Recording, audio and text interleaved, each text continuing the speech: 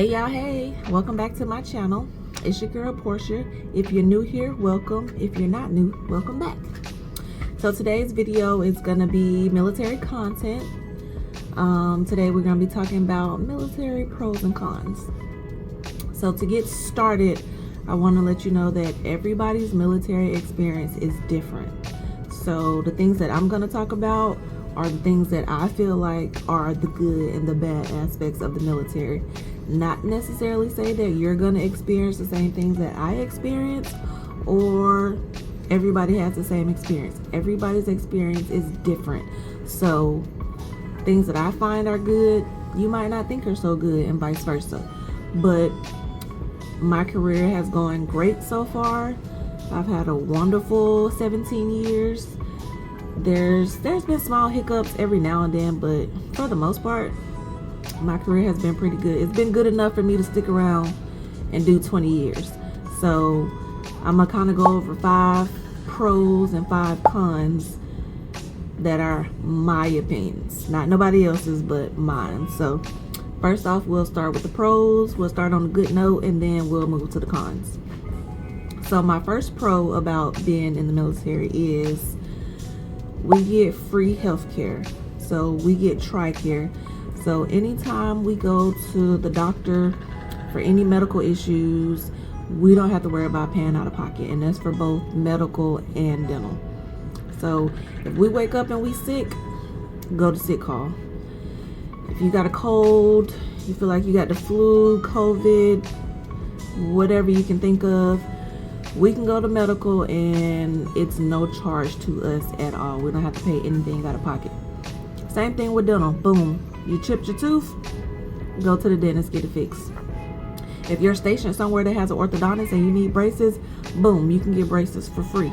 We get thousands of dollars worth of work for no cost at all to us. So free healthcare is probably one of the biggest benefits about being in the military, especially if you have family members with disabilities, expensive ongoing care. Being in the military can really help pay for stuff like that. Benefit number 2, stability. We get paid every 1st and 15th of every month, no matter what you're doing. If you at work or if you not at work. If you sick, you still gonna get paid. That check is gonna come every 1st and 15th, unless you get in trouble and they take your pay or garnish your wages because you went to captain's mast. Other than that, you getting paid. Ain't nothing stopping your pay. So we have a guaranteed paycheck on the 1st and the 15th of every month. No matter if we work 2 days out the month or if we work 30 days out that month, we still gonna get paid on the 1st and the 15th. That check gonna come no matter what you're doing. It's always gonna be there. So that's a good thing. Stability, that also comes with them giving us a roof over our head, 3 meals a day, taken care of, set schedule, discipline. The military is gonna give you stability in your life. Next pro, schooling. Military pays for us to go to school, and there's different programs that you can utilize while you're active duty. So you can get tuition assistance, which pays for your schooling while you're on active duty, or you have your post 9/11 GI Bill, which you'll use after you separate from the military, and you'll get your stipend for school, and then you'll also get VAs for housing. The military pays for us to go to school for free. I got my associate's degree, I got my bachelor's degree, all through the military. I didn't pay a dime out of pocket. The military paid for everything. I don't have no student debt. I didn't even have to utilize my GI Bill. Therefore, since I don't need my GI Bill, because I don't plan on going back to school. I'm not trying to go get no master's degree. I'm not trying to go get no doctorate. I'm over school. I ain't going back. So when you have the post 9/11 GI Bill, if you don't use it, you can transfer it to your dependents. So my post 9/11 GI Bill is transferred to both of my kids. They split it down the middle, 50-50, boom. That's some schooling paid for them. So that's good. And also, depending on what rating, job, MOS, NEC that you have, the military sends you to school for whatever occupation you signed up for.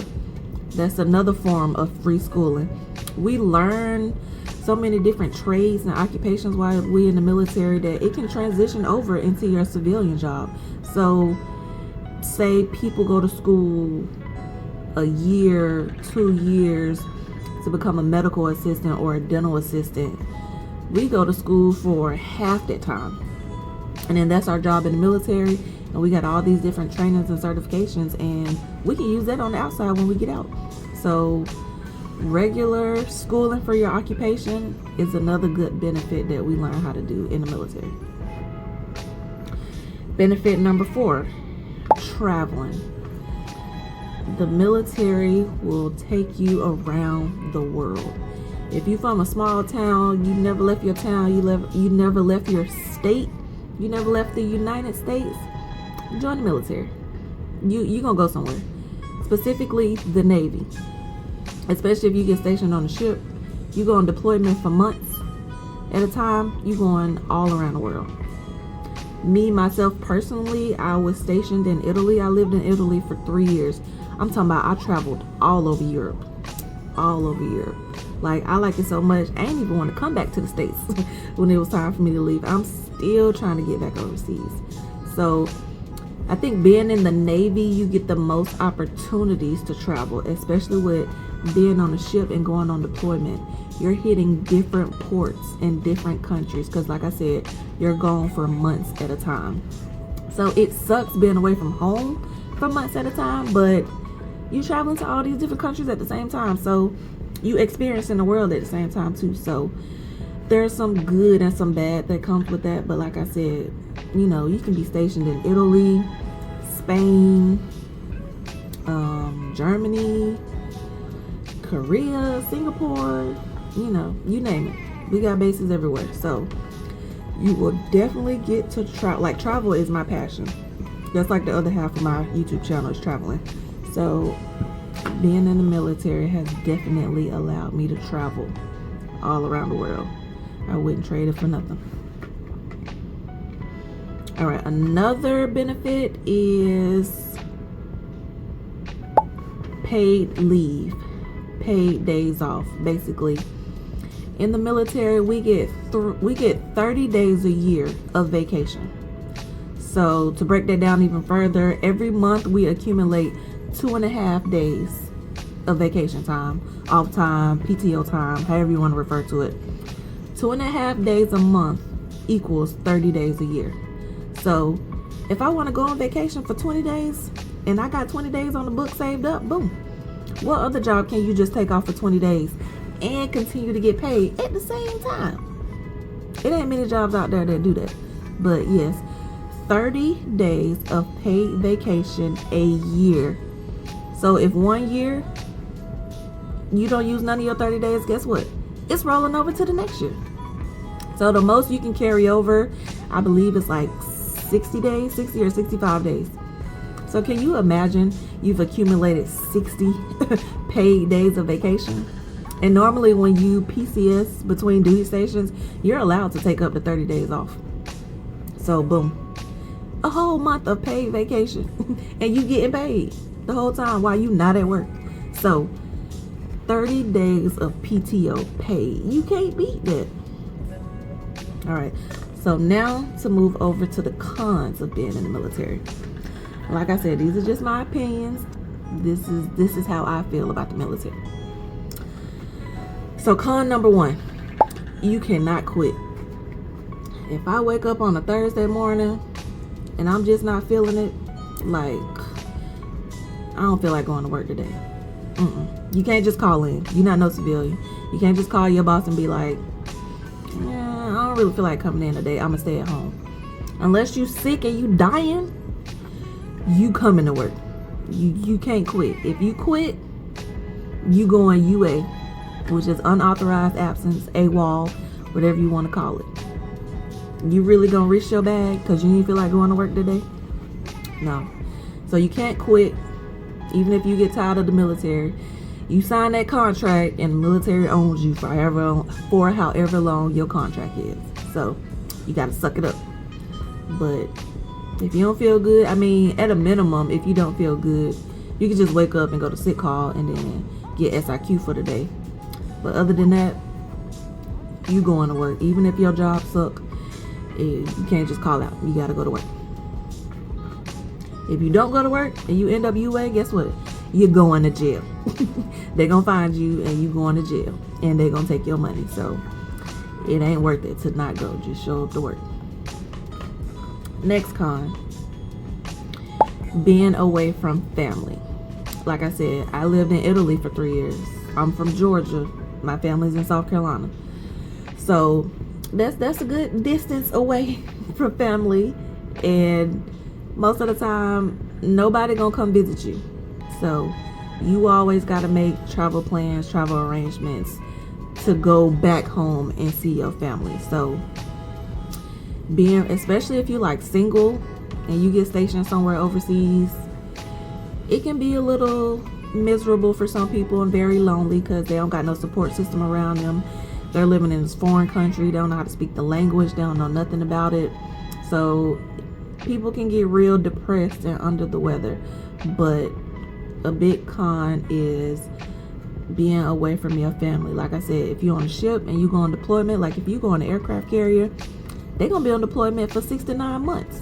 So you gone from your spouse, your kids, everybody. You gone for a long time. So that weighs really heavy on people.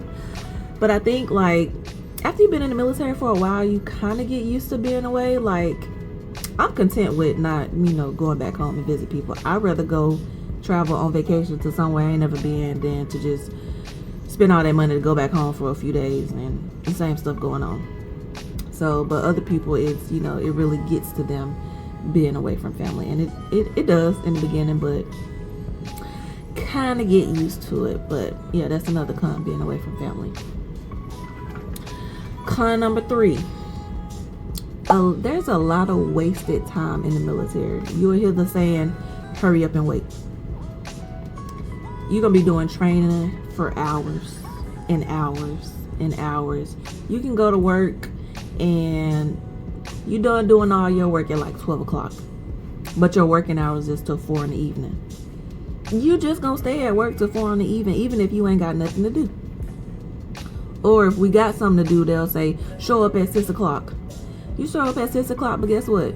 We don't start about 8:30. That's 2.5 hours you could have been asleep, doing something else, being more productive.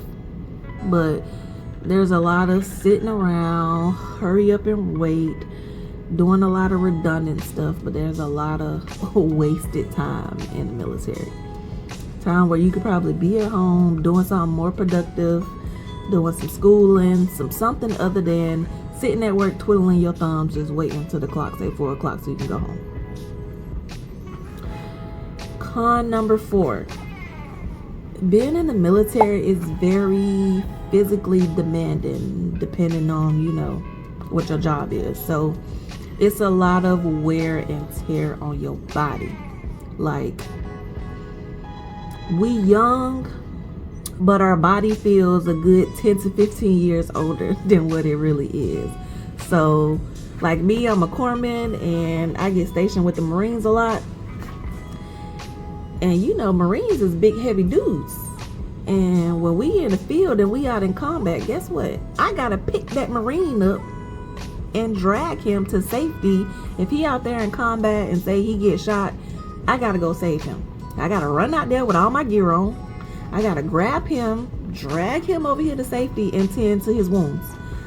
So it's a lot of wear and tear on your body. You gotta do physical fitness tests multiple times a year. In the Navy, we normally used to have to do our physical fitness tests twice a year, but with COVID, we only do it once a year now. So that's good. But yeah, man, when you on the ship, you working 12 hours, 16, 18-hour days, back-breaking work. Like, they gonna work you. They gonna work you like a dog. It's a saying in the military, pick your rate, pick your fate. So like, I'm a corpsman, I'm medical, so my duty isn't that arduous, it isn't that hard, but it can be depending on where you work at. Like right now, I work in a hospital in human resources, so my job here isn't really that physically demanding. But when I go back with the Marines, we working in the field, we outside, it's 100 degrees outside, but we got on all this gear and all these clothes, so it can get physically demanding. So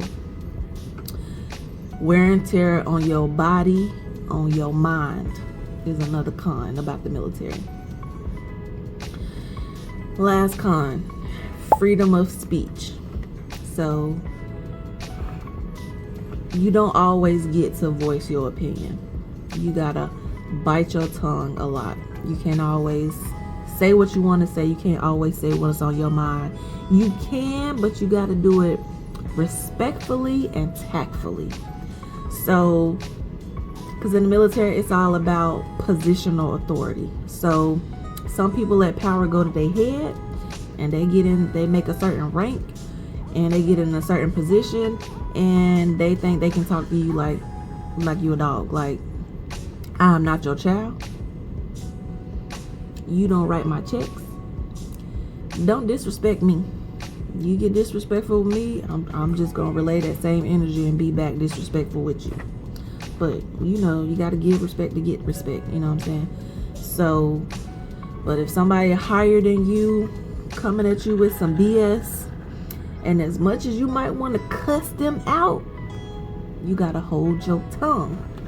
Because if you do and say the wrong thing, disrespecting your superior officer, you gonna get in trouble more than they gonna get in trouble. So you're not trying to go down just because, you know, somebody said something that pissed you off, and then you try to retaliate. It's like, you can respond, but just be respectful and tactful in the way that you do it. You don't want to be disrespecting no petty officer or a commissioned officer. Just, you know, you gotta, there's a lot of hold your tongue, and you know, you gotta woosah. You gotta woosah a lot. So you can't just go cuss your boss out and then think you just gonna walk out and quit. Like, no, ain't happening. You gonna find security coming to escort you up out of there, because you about to go to jail. So yeah, that was just a few quick pros and cons for the military. Me personally, the pros outweigh the cons. Like I said, my career so far, it's been great. It's been great. I met my husband in the military. You know, I had my kids in the military. Everything I joined for, I got it in the end. So it's working out for me. It's not for everybody. It's not for everybody. Everybody experience is different, like I said. But it is what you make it. If you embrace it, you know, it gets better. If you just negative the whole time, your career just gonna suck while you in. So you know, make the best of it. It's some really good things that come out of being in the military, and it's a really good stepping stone. Start in the military, and if doing 20 years ain't for you, then move on to the next thing. You know, it's just a chapter in your life. But I hope you guys enjoyed this video. If you want more military content, let me know what it is specifically that you want. If you haven't already, go ahead and hit that like button. If you're not subscribed to the channel, make sure you subscribe. Hit the subscribe button. It don't cost you nothing. You ain't got to pay for it. It's free. You already watching the video, so just go ahead, subscribe, help your girl out. So like I said, I hope you guys enjoyed this video. Like, comment, and subscribe. Send it to your friends. If you know anybody that's thinking about joining the military and they want to know more, like I said, I've been in almost 17 and a half years, going on 18, so I kind of got a lot of experience. So let me know what type of videos y'all want to see, and I'll catch y'all in the next one. Bye.